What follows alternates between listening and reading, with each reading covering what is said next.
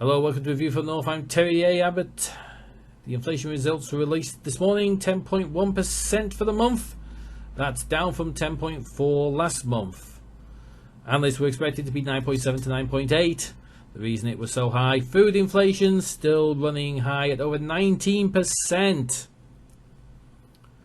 That disproportionately affects the poorest in society, the large part of their income being that they have to buy food as well as heating, so they are not doing too well. If you're a homeowner, you'll also be depressed because mortgage rates may have to go up again as interest rates will have to rise. I don't know why they think this will help inflation, because it does bugger all for the type of inflation we've got. We've not got overheating economy, we've got external factors.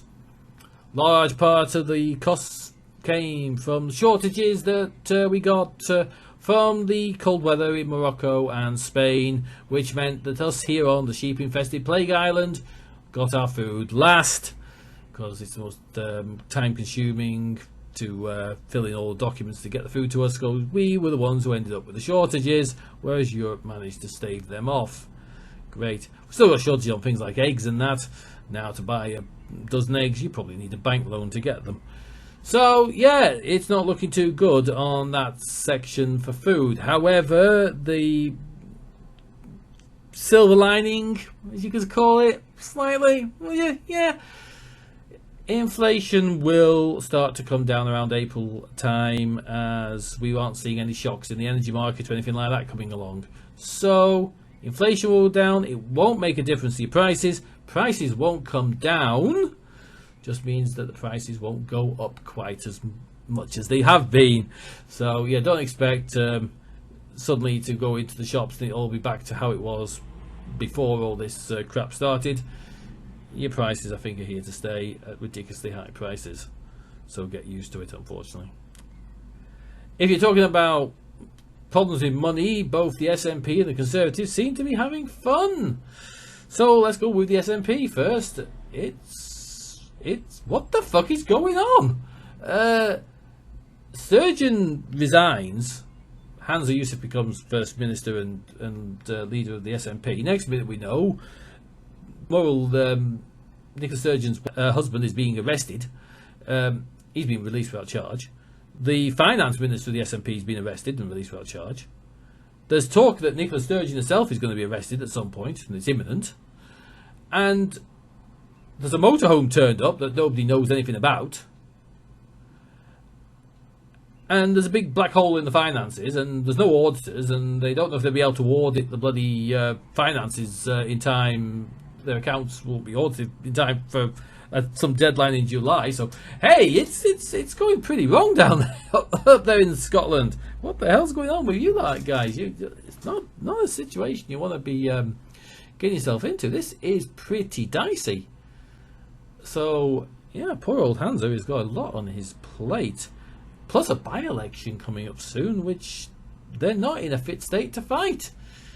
And most people reckon that they're going to lose the seat. So, yeah, that's how it's looking at the moment in Scotland. Pretty dicey up there with the SNP. Meanwhile, down here in good old England, we have the Conservative Party, and they have a bit of a financial problem at the moment as well, as in they seem to be down on donations. Well, with the smart money on the fact that they could well lose the next election, their big donors aren't actually donating. Maybe because they think it's not any use donating to a party that's going to be in opposition. You're not going to get anything out of them. So, yeah, they're stuck at home with no money. It's so bad that they've had to lay off quite a few people at Tory Central Office, including the cleaners. So, we can have images of Grant Shapps and Jacob Rees-Mogg with their heads down the bogs, giving them a good clean, and James Cleverly up there in the offices with the Henry Hoover hoovering up and getting places spick and span. Yay! I don't think so, but it's hilarious to think that way. So, yeah, they've got problems. It's not looking too good for them, is it? One of their big donors, owner of a certain hotel chain, decided that he'd rather donate to Reform UK. He's a Brexiteer. And then he complains about the fact he can't get any staff after Brexit. You voted for it, you dozy bastard. What do you think's going to happen? Oh, God. And then he goes and decides he'll give his money to the even more extreme lunatics. Oh, it's fantastic. It's fantastic.